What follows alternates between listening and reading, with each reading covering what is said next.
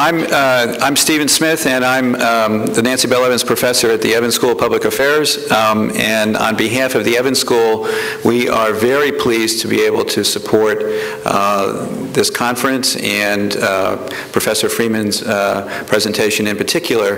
The Evans School is a program and a school with a master's program and a new PhD program. And many of our faculty and staff are deeply interested in issues of globalization, civil society, corporate social responsibility, and so we're really pleased to be able to support this conference. I encourage you all not only to come to the presentation tonight downstairs where we're going to have a film, as well as coming tomorrow where we have a full set of panels with some very interesting academic presentations, as well as presentations from the corporate and labor community. So I would also, before I turn it over to Margaret Levy, my co-sponsor here, I'd also like to formally thank some of our other co-sponsors, and that includes the Harry Bridges Center for Labor Studies, the Global Business Center, the Washington Institute for Study of Ethnicity, Race, and Sexuality, the Law, Society, and Justice Program, the West Coast Poverty Center, and the UW Licensing Advisory Committee. So, Margaret. Thanks. I'm Margaret Levy, and I'm a professor of political science and also affiliated with the Harry Bridges Center for Labor Studies, as well as the co-chair of the University of Washington Licensing Advisory Committee. And it is my great privilege to introduce Richard Freeman. Richard Freeman holds the Herbert Asherman Chair in Economics at Harvard. He is currently serving as faculty director of the Labor and Work-Life Program at Harvard Law School. He is also director of the Labor Studies Program at the National Bureau of Economic Research, the NBER, and senior research fellow in labor markets at the London School of Economics Center for Economic Performance.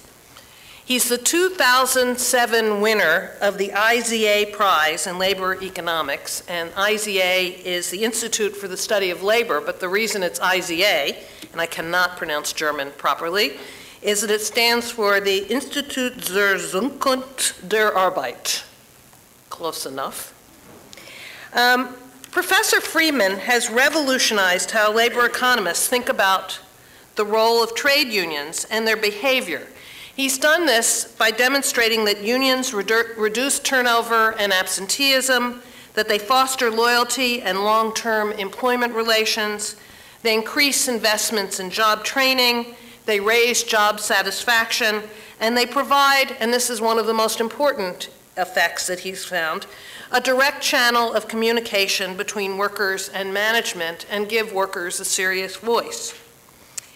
He's also engaged in research that has pioneered international comparisons of labor markets and labor market institutions, and provided research designs for understanding the impacts of institutional factors and policies on labor market performance and on distributional consequences of institutions of labor, particularly unions.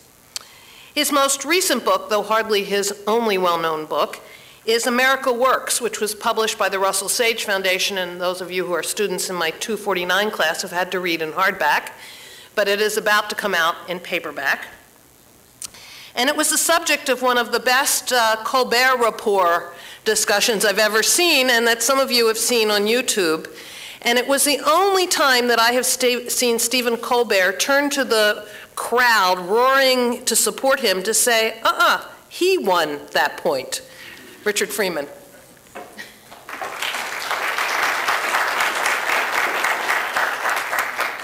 So, thank you, and it's a pleasure to be here. And I had the pleasure earlier this, I suppose this last year already, but this fall, of meeting Harry Bridges. Or rather, it's Ian Ruskin, and if you ever have a chance to see him put on, this week he's putting on this show. Okay, he put it on at Harvard. It was a great show. My mother, who's 87, came to the show and said, oh, I remember all these things. And I had to remind her, no, you lived in Brooklyn. You didn't live on the West Coast. But it's a really extraordinary, if you're interested in drama, just the way one person, you think a one-person show gets boring after a while. It's only one person. But you have a lot of visuals, and that's the way you carry it off. Okay, so this is is what I want to talk about. Some people have thought that when you favor labor standards and various forms of fair trade, you're, quote, against globalization. I think the evidence is exactly the opposite. The people I'm arguing with include both sides of this debate. So I give the various people, some of whom I assume were involved in the famous marches or protests during the trade agreements here in Seattle. And then I call them advocates. The other group is advocates of unfettered globalization. It's almost every trade economist I know. There's not a trade economist who seems to have any second doubts about things. IFI are the international financial institutions. That's the World Bank, the IMF, and so on. And there are a whole bunch of other folks. And they seem to have one agreement, is that it's either you have standards or you have globalization. The people who advocate the standards use these words low road, and the Europeans use the word social dumping. The idea is you can't keep high standards if you're competing with countries with low standards.